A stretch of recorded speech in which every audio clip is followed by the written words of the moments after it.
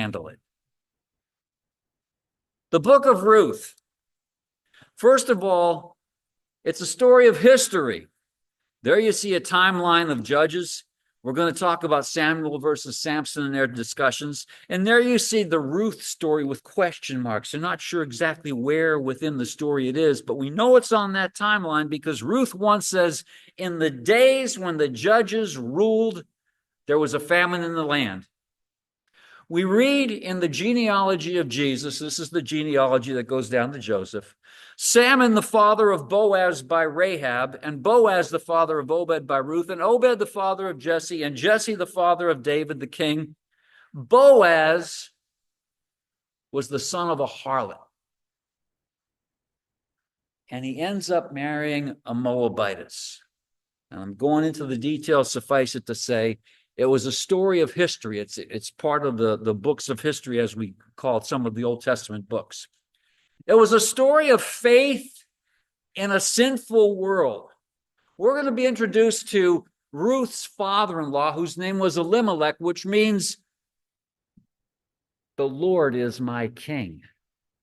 There was no king in Israel, but yet there's a man. The Lord is my king. He had a king, and his name was Yahweh. And so you can go down and read the contrasts between what's happening in the book of Judges and what's happening in the book of Ruth. And right smack in the middle, you find in those days, there was a king in Israel. It was in Elimelech's heart.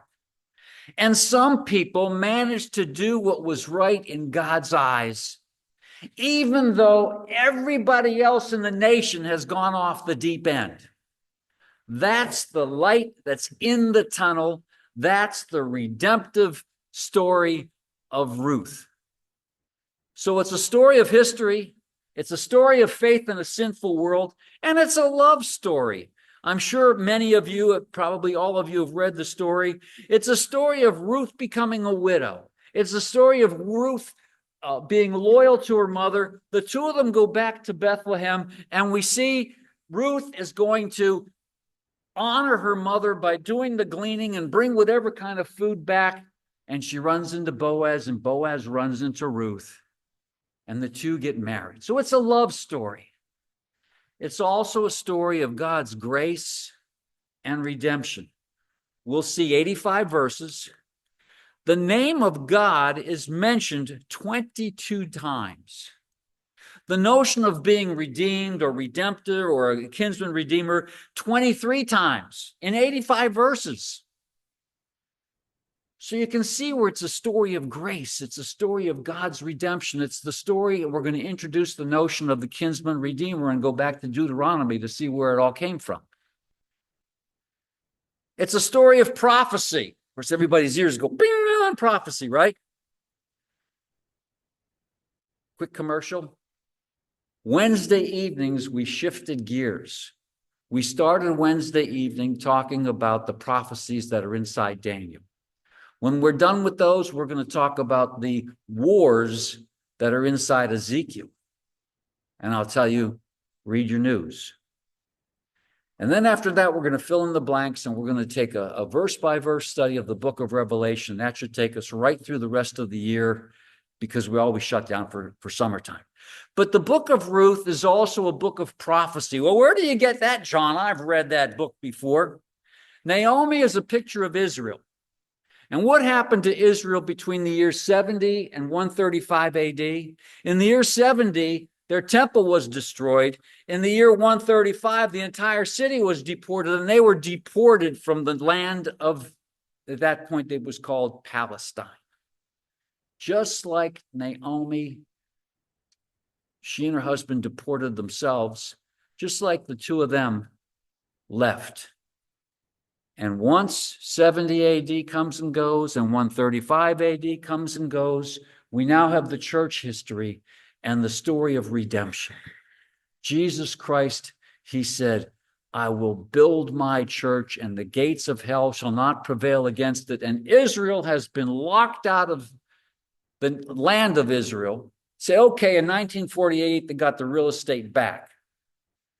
But just like Naomi calls herself bitter up until the bride and the groom. When the bride and the groom arrive in Jerusalem, then Israel, Naomi, will once again say, don't call me bitter, but call me blessed. No longer call me Mara, but call me Naomi. We're going to stop on these names and we'll take ourselves right up to 945. Bethlehem means the house of bread. And it's ironic that there was a famine. There's no bread in the house of bread. I already mentioned to you that Elimelech means my God is my king inside the time of Israel when everyone was doing what was right in their own eyes.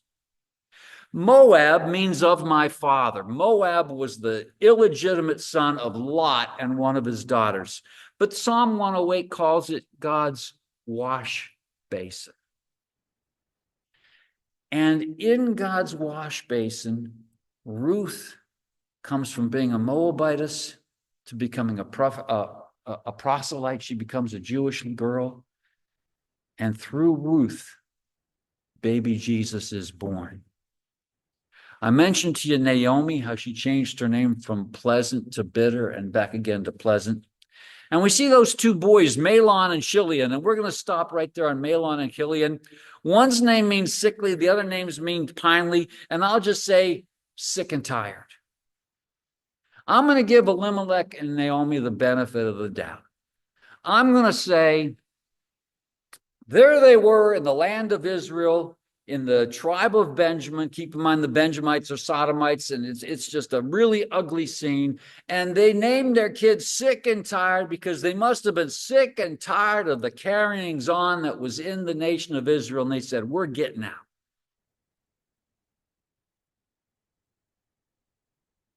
So here we go, Ruth chapter 1. In the days when the judges ruled, there was a famine in the land. Ironic because there was no bread in the house of bread. And the name of the man was Elimelech, my God is king. And the name of his wife Naomi, which means pleasant. And the names of his two sons were Mahlon and Chilion, sick and tired. They were Ephrathites, which means full, which will be interesting because when Naomi comes back to Bethlehem, she'll say, I went out full, I went out Ephrathite, and I came back empty. They were Ephrathites from Bethlehem in Judah, and they went into the country of Moab and remained there. People there. Elimelech is one example. Boaz is another example. The Father makes the sun rise on the evil and on the good, and he sends the rain on the just and on the unjust. We're in this thing together. So Naomi, she becomes widowed and childless. But Elimelech, the husband of Naomi, died, and she was left with her two sons. Now, the Bible doesn't come out specifically and talk about the chronology, but I'm just going to guess that she was there with her husband and her sons. The husband died. Then the sons get married. They're with the wives for 10 years, no babies, and then the sons died. We'll take that out of these verses, okay? These took Moabite wives, not forbidden. The book of Deuteronomy tells them not to take wives of the people that lived inside of Israel, the Philistines, the Amorites, the Hittites, the Jebusites, but they were allowed to marry outside. So these took Moabite wives. The name of the one was Orpah, and the name of the other was Ruth, and they lived there about 10 years. So 10 years, no babies. Naomi is still hurting, and both sickly and tired died, so that the woman was left without her two sons and her husband. So here she is. Keep in mind, no Social Security, no welfare, not allowed to own real estate, no means of support, and she's stuck with two ladies that are basically in the same boat. The book of Proverbs tells us this. 3 things are never satisfied. 4 never say enough. Hell, the barren womb, the land never satisfied with water, and the fire that never says enough. In that culture, if you couldn't have a baby, that was considered a curse. And so here are these ladies, 10 years, no babies, no prospects, no hope. And what are they going to do? Then she, meaning Naomi, then she arose with her daughters-in-law to return from the country of Moab, for she had heard in the fields of Moab that the Lord had visited his people and given them food. Somehow or other, the news came to Moab that the famine was over in Bethlehem. Now, what were they doing in Moab when the news came? ESV says they were in the fields. Were they groveling for food? We don't know. Did the law of gleaning somehow apply into the culture of the Moabites also? We don't know. All we can surmise is they were destitute because she was willing to go back to Bethlehem to get some food. So she set out from the place where she was with her two daughters-in-law, and they went on the way to return to the land of Judah. But Naomi said to her two daughters-in-law, "Go return each of you to her mother's house." Now, it seems that when a couple gets married, you tend to gravitate towards the wife's family. It's worked at my house. Every one of my daughters that got married, it seems like they spend more time with them. I'm really grateful for that. But that just seems to be the way. I will tell you before that, we don't know if those two Moabitesses were rejected from their family because they married those Jews. But Naomi is saying, go back to your family. Go back to your mother. Go back and start a new life all over again. So who's going to accept them? They've already shown that for 10 years they couldn't have babies. Hopefully it was the husband's problem, not theirs. We don't know about Orpah, but she says, go back to your mother's house. May the Lord deal kindly with you as you have dealt with the dead and with me. We'll speak into the character of both those daughters-in-law. They were kind to the dead and to their mother-in-law. The Lord grant that you may find rest, each of you in the house of her husband. Then she kissed them, and they lifted up their voices and wept. This is 2 Corinthians. God comforts us all in our affliction, so that we may be able to comfort those who are in any affliction, with the comfort with which we ourselves are comforted. Here you have a widow of 10 years comforting widows of current events. And a pastor that I listened to tells this story of when he was young in the pastorate. He said there was a lady that was widowed in their church, and he and his wife went over to her house to try to somehow comfort this lady. And he said he was new in the pastorate, and he wasn't sure exactly what he was doing. And as they were sitting and talking, the doorbell rings, and in comes another lady from the church who had been widowed some time ago. And as she approached the newly widowed lady, all she said was, "I know." And they hugged and they cried. And the pastor said, that lady ministered in a way that I could never, ever dare to minister. God puts us on the hot seat many times so that we can take that pain and convert it into comfort for the next guy. And that's what Naomi was doing.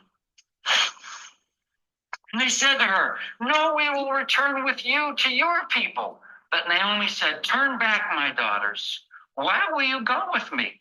Have I yet sons in my womb that they may become your husbands?" Now, there's a word that you don't see too very often, the levirate marriage. The word levirate simply means married to my brother-in-law. We don't know if that notion was part of the Moabite culture or if maybe Naomi was talking about it, but she was basically saying, you girls can't wait. You got to do something. Turn back, my daughters. Go your way, for I'm too old to have a husband. If I should say I have hope, even if I should have a husband tonight and bear sons, would you wait till they were grown? Would you therefore refrain from marrying? No, my daughters, for it is exceedingly bitter for me for your sake. I put that in red because you're going to see how this bitterness starts to grow inside of Naomi. It is exceedingly bitter for me for your sake that the hand of the Lord has gone out against me. Then they lifted up their voices and wept again. And Orpah kissed her mother-in-law, but Ruth clung to her. And she said, see, your sister-in-law has gone back to her people and to her gods. Return after your sister-in-law. But Ruth said, and on this next click, you're going to see a piece of literature that Bible people and non-Bible people agree this is some of the most beautiful words in any language. Do not urge me to leave you or to return from following you, for where you go, I will go, and where you lodge, I will lodge. Your people shall be my people, and your God, my God. Where you die, I will die, and there will I be buried. May the Lord do so to me and more also, if anything but death parts me from you. Sounds almost like a wedding vow. But Ruth said, I'm jumping in both feet. And when Naomi saw that she was determined to go with her, she said no more. Naomi and Ruth, they started in Moab, 4,000 to 6,000 feet altitude. And Denver is exactly 5,280 feet. That's why it's called the Mile High City. The air was thin. The weather was cooler. They go down and they cross the Jordan River around the Dead Sea. The Dead Sea is one of the lowest places, if not the lowest places in the world. Hot. And then they go back up a half a mile to get to Bethlehem. And notice the route that they have to take. They have to go by Jericho to Bethlehem. And if you're familiar with the story of the Good Samaritan, it was steep and it was dangerous. And here are two women traveling by themselves, no means of protection, no means of subsistence. They're out there, they're risking their lives. Now, it's important to notice that they started 6,000 feet up where it was cool. Because what we're going to see is that this story occurs between Passover and Pentecost. And depending upon the lunar year, Passover is somewhere March, April through April, May. Now, I was in Israel in April, May, and let me tell you something, it was hot. And I didn't go from 6,000 feet. I came from Chester County. And I carried a water bottle full time because the moisture was just coming out of my body. And I wasn't gleaning the fields. I was driving an air-conditioned car. And the moisture was still coming out of my body. So here's Ruth. And she wasn't wearing short shorts, out picking grain off the field. And she wasn't used to that climate after 10 years at that height. So they get back to Bethlehem after that trek.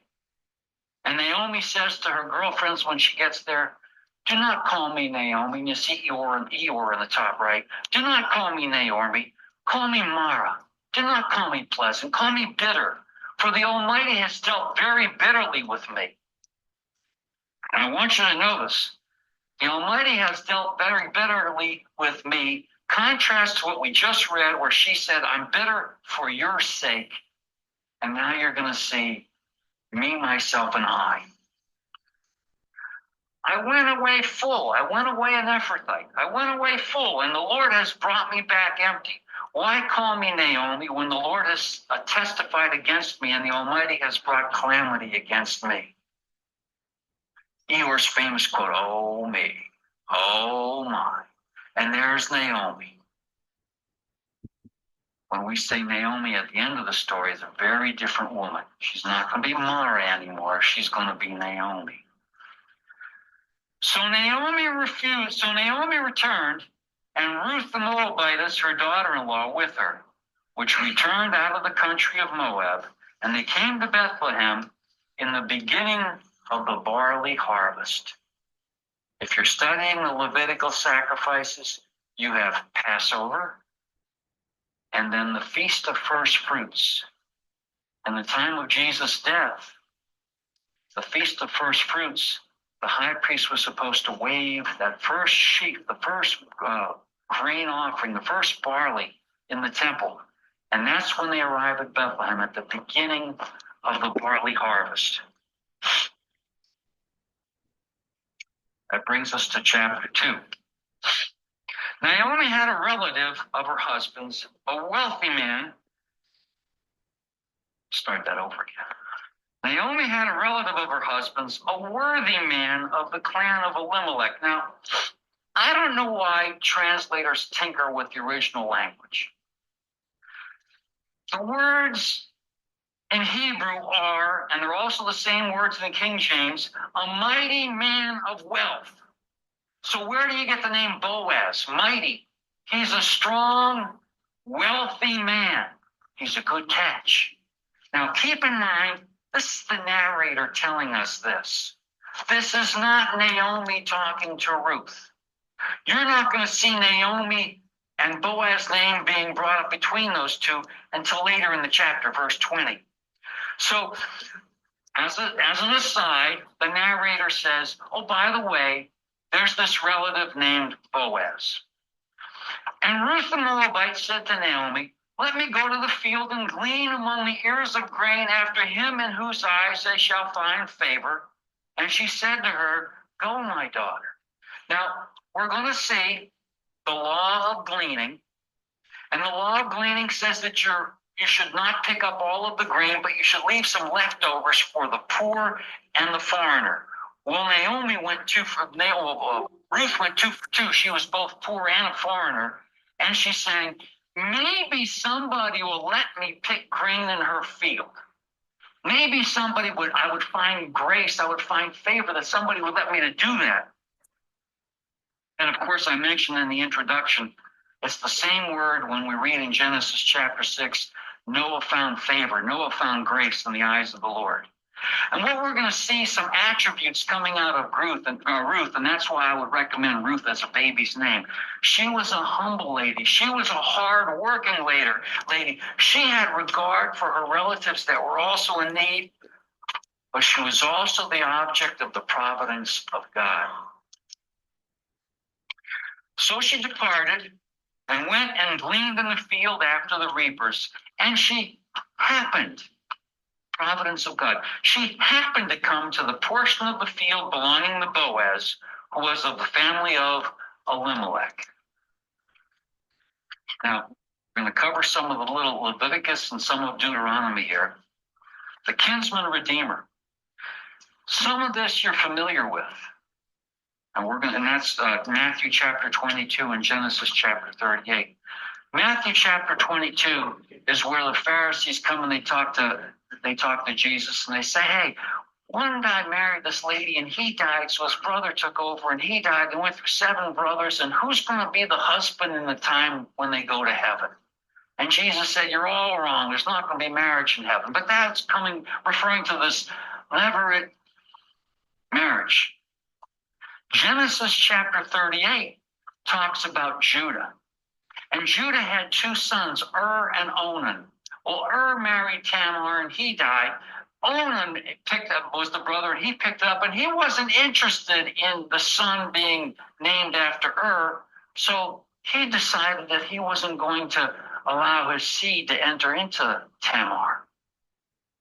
And the rest of the story, there was a 3rd son, but he was young, and so they put Tamar away, waiting for the son to grow up. And Judah, I guess he was afraid not to give him to her because he was afraid maybe he was going to die too. So you'll have to read chapter 38 to get the rest of the story. But at any rate, if brothers dwell together and one of them dies and has no son, the wife of the dead man shall not be married outside the family to a stranger. If her husband's brother shall go into her and take her as his wife and perform the duty of a husband's brother to her. And the first son whom she bears shall succeed to the name of his dead brother, that his name may not be blotted out of Israel. Now, it's more than just the name, it's the real estate ownership. They weren't supposed to sell off the real estate, and if they did, the rule of Jubilee 50 years out, it comes back. So the point was, if that man who owned real estate couldn't have kids, then the brother takes over. Well, that's what the law said, but their practice was it went beyond just the brother, it went to next of kin. And we're going to find that there were two next of kin, and Boaz wasn't the closest. There was somebody in between. We'll get to that. We'll have to come back next week for that one. And if the man does not wish to take his brother's wife, now this is interesting, because Deuteronomy says that that wife, that widow, should take over and do some things. You read ahead, it's only 85 verses. You're going to read that Boaz does for Ruth what Ruth was supposed to do. And Jesus did for me what I had coming to me. The wages of sin is death, but the gift of God is eternal life.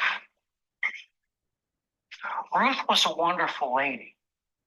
But just like everybody else that's ever entered into this globe, all have sinned and come short of the glory of God. There's not a just man upon the earth that doeth good and sinneth not. She needed to be redeemed. I needed to be redeemed. Now there are those two kinsmen, Boaz and the one that was closer. Don't you get sucked into this thing about the universal brotherhood of man and the fatherhood of God. Jesus said to those Pharisees, you are of your father, the devil. Sorry, Mike. You can change seats if you want to. You are of your father, the devil. The book of Ephesians calls us children of wrath. And what Boaz did, and what Jesus did, Boaz stepped in and he said, I'm going to be the Redeemer. Jesus took on my sins and the sins of the whole world so that I can be a child of the King. And that's what this story is about. It's a picture of Jesus and me. And I hope it's a picture of Jesus and you. So it's the brother's wife that shall go up to the gate. Well, she didn't go up to the gate. Boaz did it. You go ahead and read ahead. My husband's brother refuses to perpetuate his brother's name in Israel. He will not perform the duty of a husband's brother to me. And then the elders of his city shall call him and speak to him. And if he persists, saying, I don't wish to take her, then his brother's wife shall go up to him. Boaz did that. She didn't do it. Jesus paid the price for me and for you. And she shall answer and say, so shall it be done to the man who does not build up his brother's house. And the name of his house shall be called in Israel, the house of him who had his sandal pulled off. That's the kinsman redeemer or the levirate marriage law. This is the law of gleaning. How are we doing on time? 5 minutes. We'll be able to finish chapter 2 just according to plan. Right? Leviticus 19. When you reap the harvest of your land, you shall not reap your field right up to its edge. Neither shall you gather the gleanings after you harvest. And you shall not strip your vineyard bare. Neither shall you gather the fallen grapes of your vineyard. You shall leave them for the poor and for the sojourner. I am the Lord your God. Now, how many times does God have to say something for it to be so? One time. But then you see in Leviticus chapter 23, the same thing all over again. But what's interesting, it's stuck in there as a suffix, as an add-on to the Feast of Weeks. I can imagine God as he's dictating this stuff to Deuteronomy. He's thinking a couple generations, and he's thinking, "Oh, my Ruth, and the day of weeks, that's when it's going to happen. That's when Boaz is going to take and cover her with his cloak." And behold, Boaz came from Bethlehem, and he said to the reapers, "The Lord be with you." And they answered, "The Lord bless you." Who's got a job when the boss walks in? He says, "The Lord be with you." That's the kingdom age. Then Boaz said to his young man who was in charge of the reapers, "Who is she?" And the servant who was in charge of the reapers answered, "She's the young Moabite woman who came back with Naomi from the country of Moab." We're going to read ahead, and we're going to see where Boaz had already heard about this woman and how she was taking care of Naomi. And she said, "Please let me glean and gather among the sheaves after the reapers." So she came, and she has continued from early morning until now, except for a short break. I mentioned you, she just came from the highlands. She's down there sweating, picking what she can, stands up, holds her back maybe, and then she goes right back to it. Now we're going to see a contrast, Boaz and Ruth. I should say Ruth, not Ruth. And you could read down through those things.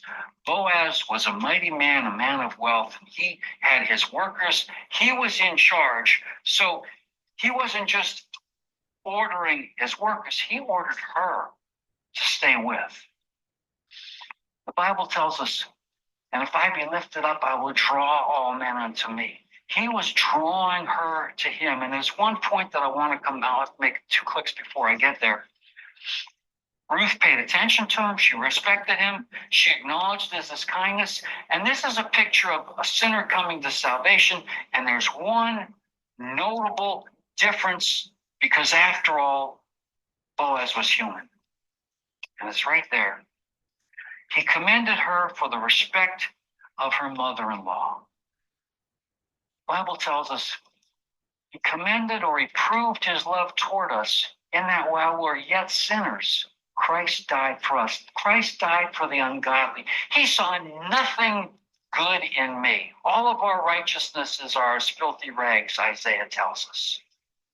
So this is the one exception. She was commended for the way she treated her mother-in-law, because Boaz was human. So Ruth meets Boaz. Then Boaz said to Ruth, "Now listen, my daughter, do not go to glean in another field or leave this one, but keep close to my young women.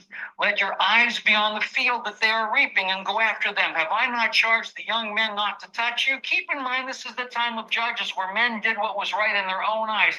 He was protecting that lady from rape, because he told his men, "Don't mess with this one." Probably said don't mess with any of them, but we're following the script here. "And when you are thirsty," and that's for, so I don't go on until noon. That's 9:45. Then she fell on her face, bowing to the ground, and said, "Why have I found favor in your eyes, that you should take notice of me, since I am a foreigner?" Romans 11 talks about the Gentiles being of the wild olive branch being grafted in. And this again is a picture of the church age, Jesus Christ reaching out and saving his Gentile bride, the church. But Boaz answered her, "All that you have done for your mother-in-law since the death of your husband has been fully told to me, and how you left your father and mother and your native land and came to a people that you did not know before. The Lord repay you for what you have done, and a full reward be given you by the Lord, the God of Israel, under whose wings you have come to take refuge." The wings is translated sometimes wings and sometimes cloak. And Boaz will physically cover her with his cloak, but metaphorically, the wings of the Lord. And then she said, "I have found favor in your eyes, my Lord, for you have comforted me and spoken kindly to your servant, though I am not one of your servants." And at mealtime, Boaz said to her, "Come here and eat some bread, and dip your morsel in the wine." So she sat beside the reapers, and passed to her roasted grain, and she ate until she was satisfied, and she had some left over. And when she rose to glean, Boaz instructed his young men, saying, let her glean even among the sheaves, and do not reproach her. And also put out some from the bundles of her. Let's try that again. And also pull out some from the bundles for her, and leave it for her to glean, and do not rebuke her. So she gleaned in the field until evening, and then she beat out what she had gleaned, and it was about an ephah, or 36 pounds of barley.